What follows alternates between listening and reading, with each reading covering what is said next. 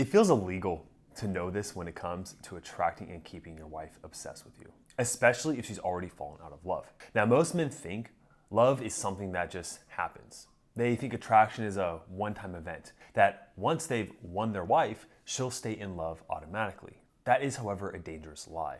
A woman's attraction to a man is never permanent. It's either growing or dying based on how he shows up every single day. The real secret isn't just about finding the right woman. It's about being the kind of man that she cannot walk away from, the kind of man that she's just drawn to, even if she tried to leave. And when you understand this, you remove all the guesswork. The true gift of a woman's devotion is one of the biggest gifts that you can receive as a man, to have a loving and nurturing wife by your side who is committed until the day you die. Someone who supports your goals instead of distracting you from them, who brings peace to your life instead of unnecessary drama, who believes in your potential even when you doubt yourself, and someone who admires you and gives you energy instead of draining you with negativity. A high-value woman doesn't compete with your purpose, she amplifies it. But here's the harsh truth. A woman can't give you these things unless you're the kind of man who naturally inspires them. And most men lose this ability over time. They become reactive instead of decisive. They become needy instead of grounded. And they become soft instead of strong. And when that happens, she stops feeling safe in your leadership, and her love for you just fades. But what's even more rewarding than finding the right woman is taking a strained relationship and transforming it into something stronger. Because within that trial, within the struggle, the doubt, and the setbacks, lies the secret to unlocking a deeper love. Why? Because the very act of facing adversity together, overcoming the disconnect, rebuilding trust, and rising above the challenges forges a bond that no relationship can replicate. That's the definition of true masculine leadership in marriage. So today, I'm going to show you 4 powerful mental models that will restore love in your marriage using masculine leadership. These aren't simple mindsets. They're battle-tested mental frameworks proven over and over and over again with thousands of men in our program who have turned their marriages around, even when things have seemed hopeless. Principle 1, extreme ownership.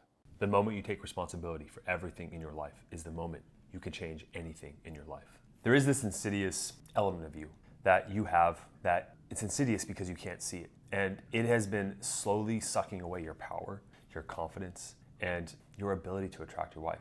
In fact, it is the most disgusting thing that she can see on you, but you just can't see it. And that thing is your inability to take extreme ownership over everything. Now, I'm not saying that you're a complete victim, but having worked with thousands of men, and myself included, we all have a part of that inside of us at times. When something traumatic happens to you, like your wife choosing to leave you or be with another man or anything for that matter, it is your brain's natural response to want to blame something outside of yourself. It wasn't because of this horrible thing that really hurt me. It wasn't because of me, okay?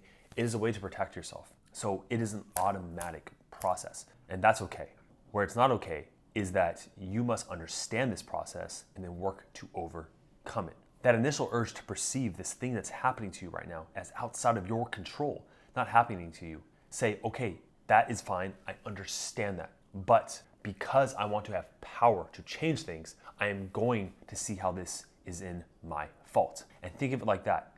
If something was outside of your control, what you're essentially admitting to is that you have no control to influence the things that happen to you, your life. Not taking ownership it feels good in the front end, right? But long term, it has more damaging effects. Whereas taking extreme ownership for everything that happens in your life, that mental model, what that allows you to do, as much as it hurts on the front end to say, man, like maybe I'm not the man I thought I was. That doesn't feel good. I get that, right? I totally understand. It lowers your sense of value in your mind, that you're not as valuable as you thought you were.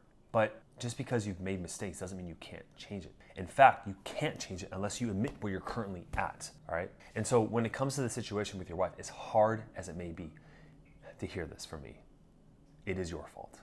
It is. You were given an incorrect blueprint on how to be the man that keeps her happy, okay? Society taught you the wrong things. And so that's not your fault, but now it's your responsibility to say, I understand a new way because of this channel, because of what Josh teaches me, when I'm reading, when I'm understanding, that I have to show up this way as a man to get that lasting love that I deserve so much. We'll see this victim narrative play out in so many different ways, right? We'll see men blame her single friends for influencing her, the therapist, it's her trauma from the past, it's her narcissism, it's her bipolar, it's her depression, it's her menopause. We've seen it all. And it really sucks when I personally see these guys in our program. There's not that many of them, and it's to a small degree, but sometimes there is a guy that is just blaming everything outside of himself, right? When he's not getting his success. He's blaming his wife, he's blaming everyone else, he even blames the program sometimes, right? And at the end of the day, if you are blaming things outside of yourself, you're gonna have to recognize that you're never gonna grow. Now, if you're okay with that, if you're okay staying the same and getting the same results in life, then fine, you can continue to blame everything outside of yourself. But as much as it hurts, if you were to sit down right now and pause the video and think about what are 3 to 5 more things about myself in this marriage that I was in with her for so many years, things that I've done or didn't do that led to this reaction in her. Like maybe she yelled at me that one time when I didn't listen to her, or when I wasn't there for her, I didn't answer my phone, or whatever the case may be. Yeah, she overreacted, and she's overreacting because she can't control her emotions. She can't control her emotions because of her trauma. You can have that perspective, and I totally understand that narrative. This is all perspective, right? But instead, if you're like, you know what, maybe the things she's saying through all the anger and yelling or dismissing, there is some truth in what she's saying, that I could have been more considerate, or I could have not dismissed her feelings. I could have heard her out more and empathized with her. I could have been less reactive. I didn't have to yell back at her, okay? And recognizing that gives you that personal power you need to move forward. Principle 2, the Stockdale paradox. James Stockdale was a U.S. Navy Vice Admiral and fighter pilot who became one of the most high-profile American prisoners of war during the Vietnam War. Captured in 1965 after his plane was shot down, Stockdale spent over 7 years in the infamous Ho Lao prison. He endured brutal torture and solitary confinement, but he also became a key leader among the prisoners of war, organizing resistance and boosting morale. His resilience under extreme conditions later inspired the Stockdale paradox. It was a concept popularized by author Jim Collins in his book Good to Great. The paradox states that while one must maintain unwavering faith in ultimately prevailing, it is equally crucial to confront the harsh realities of the present situation. Stockdale observed that those who were overly optimistic, believing that they'd be freed by a certain date, often lost hope when their expectations were crushed, whereas those who balanced realism with hope were likely to survive. I think you know where I'm going with this, so let's look at that Stockdale paradox in regards to your situation with your wife. So we only need to look at these two opposite parts of the graph here. So the Stockdale paradox is people who have high certainty in the desired outcome. They know it's going to happen no matter what. Of course it is. Of course I'm going to get out of here. I'm going to get out of here. Of course my wife is going to come back to me. Of course she is. I don't care how harsh it is. But at the same time, I'm not in a rush. But you can see when most guys come into our program, they fall into low certainty with expecting a quick result. They come in there and they're like, I'm not sure if my wife's going to come back ever. I don't know. She just said these things to me. I'm doubting myself. What, is she going to come back? Well, I need her back right now.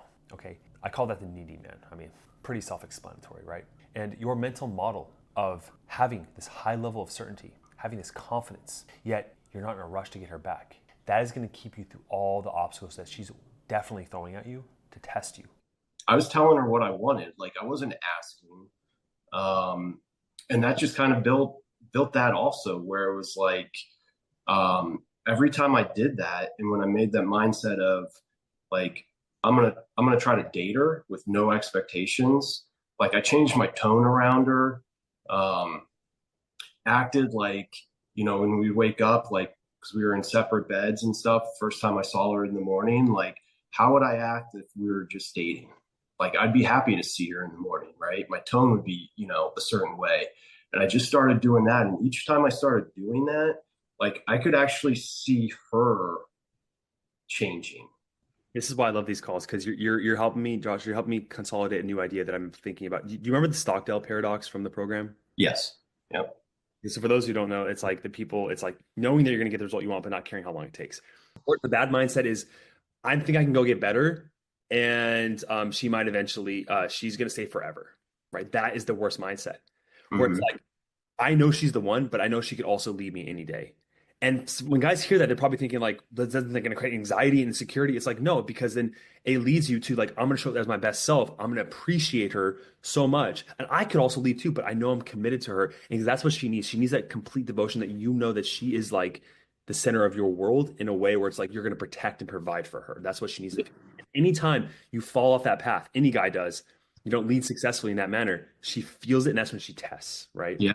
Now, you have to look at what this provides her. With high levels of certainty, that just conveys your high value man. It shows your own worth, right? A lot of what attraction is, or confidence, who a woman wants to be with a confident, attractive man, I know you know this, is a man who has his own belief in his own value, who sees his own value and upholds to it. And one of the ways that you could show her this is by having confidence that she's coming back. Of course she is. She's just challenging me. She's just making it hard for me because she should, because of the man I haven't been, right? The man that was supposed to show up for her and I haven't been that man. But I know deep down that I'm the best man for her. You know that. And then they're not rushing. What that shows too is it doesn't pressure her. This also leans into the next principle that I'm going to talk about in a second, but I want to give you just another example of how this would play out if you were on a first date. All right, let's apply these two men to a concept of, let's say you're on a first date with your wife for the first time. You go back in time, and we're going to look at the two examples of how you could show up on that date as adopting the Stockdale paradox versus the guy who, well, rushes and has low certainty. Let's start with the bad one first, right? You show up to a date with her, and you're just thinking, oh my gosh, I can't believe she's on a date with me. Oh, I'm so nervous. Like, what if she doesn't like me? How are you going to show up? Your nonverbals are going to be jittery. You're not going to make a lot of eye contact with her. You're going to be asking her for a little bit points of validation, like, oh, where do you want to drink tonight? Do you want to sit over there? You're not going to be leading because you're afraid to upset her, okay? Versus, let's say at the time you're dating multiple women, and she's another gorgeous woman that wants to date you. Of course she is. Look at you, right? You're a man that has so many options. You're confident, and you get to that date. You're not in a rush. You go where you want to go. You order your drink and you're like, hey, you should get this drink. She can get what she wants, but you'll make suggestions. You'll make it easy for her. You'll tell her why. You'll be self-expressive. You won't care that much. And the best part about all that is that you're not trying to get in her pants. I mean, yeah, she's attractive and you have to get to know her more, but you're not trying to have sex with her immediately. And what happens when you do that? You're different than every other guy.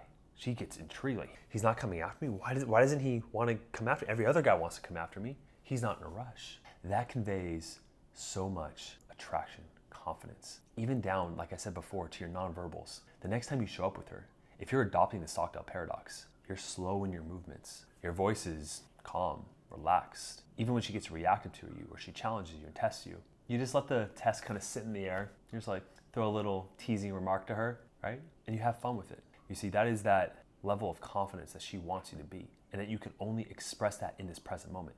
You get to express one of the most powerful, attractive traits that you can ever express because she's making it hard for you, okay? And this bleeds into the third mental model of the attraction paradox. I know we're doing lots of paradoxes here. The attractive paradox is desiring her, but not needing her. And it is a paradox because how could you want her, but at the same time not want her, right? Hence why it's a paradox. But once you fully grasp this concept and then you adopt it through the way you speak to her, like you own that part of you and then it just naturally comes out. This is not a tactic that you can just, I give you a line and you show that you don't need her. Like, never tell your wife, hey, I just want to let you know, I want you, but I don't need you. Because then you're inherently saying that you do by saying that because you're trying too hard, okay? Quite simply, you just have to know in your mind through repeated visualization or just seeing it in your mind multiple times over and over until it really sticks that you do want your wife. That of course you do. You want those moments back. You want to create more memories with her. You want to have a family together. You want to be that unit. You want to experience your life with your best friend in a lot of ways. But you also have to know equally that if she were to leave you, if she didn't want to be with you, as much as it would suck, you would be okay. You would be okay. A man who adopts this attraction paradox, he's able to assert his boundaries consistently with his wife, right? He has his standards that he upholds. He knows his values and he sticks to them because a woman needs to feel safe with you. All of these different mental models that I'm giving you, they all apply back to her feeling safe. And for a woman to feel safe, she needs a sense of protection and closeness, but also autonomy, right? Attraction is this melodic kind of up and down motion. It's a flowing dance of closeness and pulling apart, right? It's this ebb and flow, okay? And by adopting the attraction paradox, you embody what she needs most emotionally, that emotional journey. A feeling that you want her at times, but you don't need her. And she's gonna play with that dance with you, of wanting connection with you, but then pushing you away, okay? And the mistake that you can make, that most men will make, because a lot of men who have anxious attachment styles, that when she did the moment of pulling away, you were supposed to give her that space, but you chased, okay? You showed neediness. Yeah, you gave her the desire, half of that component of feeling desired, but you did not give her the safety she needs. You pursued when you shouldn't have. And by doing so, you fell into the feminine perspective, okay, of craving closeness all the time. And so she became more masculine. And a lot of men, if you want to look at the exact opposite of this, they will try to show their wife that, hey, I don't even want you. But deep down, they show that they didn't even. And a lot of men will do the exact opposite of this. They'll try to show their wife that, hey, I don't even want you. I'm going to give you all the space in the world or like all this stuff. But deep down, when she pulls away, they get reactive. And then she's like, oh my gosh, it was all facade. we had talked about booking a cruise, and she had been back and forth on like she wanted to do it, and then the next day, she was on that emotional roller coaster back and forth there, and one day that's what I said, you know what, I'm going on the cruise either way. Like, you either come get on the boat or you don't. I'm going to Mexico. And from that day on, she was like, okay, like, then she went to planning the cruise and didn't even think about not doing it or anything. And I was like, if we go on the cruise, regardless, we'll go get away from everything going on here and go spend some time alone. Or if you want to just, whatever you want to do, if you want to spend the time alone on the cruise, like, I'm telling you, I'm going on the cruise. So you're more than welcome to come with me. And That example speaks to exactly like the attraction paradox that we talked about in the program, right? Where it's like the wanting but not needing her. It's like, hey, I'm living my life this way. I would like you to come, but I'm not going to force you. Like the yeah, invitation there is almost as like an analogy, Matt, where it's like you have this house, right? And it's like you're not going to try to bring her in, pull her in, and get into the home, but you're not going to lock her out either. You're like, hey, the door's unlocked. You know how to get in, or you have a key. Like I'm going to be in here, taking care of myself, right? Having a good old time, maybe having a party in the house. You're welcome. And so, what that does is like it gives her like you show her you want her there, but you yeah, don't need to like pull her in and like be needy right. about it. Yep, for sure. I want to give you a conversation tactic that can embody this attraction paradox, okay? It's called the push-pull method. Just like I talked about before, that attraction is this up and down process of pulling her in, desiring her, but then also giving her space. You can manufacture that in your conversation. Now, there are many ways in which you can do the push-pull method, but essentially you show an indicator of interest, either verbally or through touch, and also an indicator of disinterest in a teasing, loving way. So one example is if you were to give her a big hug and say, oh, I hate you so much, right? You see how that kind of creates like a cross-wiring effect of like you're giving her affection, but you're also saying you hate her. Or you push away, say, get out of here, I love you too much, okay? It bypasses the logical mind, and therefore it elicits heavy emotions in her, okay? Now, a master at this, I would highly recommend you type in a Craig Ferguson flirting compilation. I'll show you a couple clips right here, but you can see how that is what it's about, okay? It is showing that you desire her through your nonverbals, your heavy eye contact, but then also you're willing to tease her. And the reason why this makes her feel so safe is because she feels like you're not going to smother her. Okay, if you're able to upset her and offend her, it means that you don't really care too much about her opinion, which is what she ultimately really wants. The fourth principle or mental model is having an unshakable presence through the king energy. A king does not chase. He decides who is worthy to sit beside him. Robert Moore, king, warrior, magician, lover. If you don't know what Warhammer 40K is, it's this lore with books and games and stuff. I've been getting into it, and there's this really popular Primarch. He's like one of the main generals of the human race, and I want to share a little story about him that really embodies this king energy. One of the most iconic moments that encapsulates confidence, charisma, and virtue is in a Primarch of Gilliman's return in the Dark Imperium. After being resurrected in the 41st millennium, Gilliman stands before the crumbling Imperium, realizing its dysfunction and decay. Despite everything, millions blindly worship him as a god, bureaucratic or not, and the near collapse of mankind. He does not falter. Instead, he immediately takes command, reforming military strategy, issuing orders, and rallying billions across the galaxy with unwavering presence. One moment that stands out before his speech in launching the crusade, he addresses a war-weary Imperium, not with despair, but with absolute conviction. I have returned, not to be worshipped, but to lead. I am Gilliman, Lord of Ultramar, and the son of the Emperor of mankind. I am the last hope of this realm, and I shall not fall. In this moment, he isn't just inspiring his soldiers, he's reminding them of their duty and their purpose, and that the Imperium still stands because of warriors like them who refuse to let it fall. His confidence is unshakable, his authority absolute, and his virtue unquestionable as he shoulders the impossible burden of saving humanity once more. The effect is instant on the Space Marines and the Imperial commanders. It is received with thunderous applause, and they're ready to fight once more under his banner. His presence alone bends the fate of the galaxy. Now, what I can take from that and give to you to apply with your situation with your wife is that people like Gilliman, or if you look at any hero across any of your favorite novels, TV series, or movies, they have a purpose higher than themselves. And at the end of the day, what makes you so reactive, what makes you lose with your wife, what makes you not attract her as much and as fast as you should be, is you are stuck in your own selfishness. A lot of men will say that the reason they want their wife back is because for their children or for other reasons. But if you were to be honest, the reason you want her back so much is for yourself. And that's not inherently bad. But if you want to become the man that attracts her back, one of the best ways to do this, to adopt this king energy, is to find a purpose above yourself and to know your values. I speak about values a lot on this channel, and in our program, we help men find and identify their values and how to live through them consistently. But if you don't know your values, the 5 top values, you can't say, when I talk to you in person, if I ever see you and I say, what are your 5 core values? If you don't know those, how do you know yourself?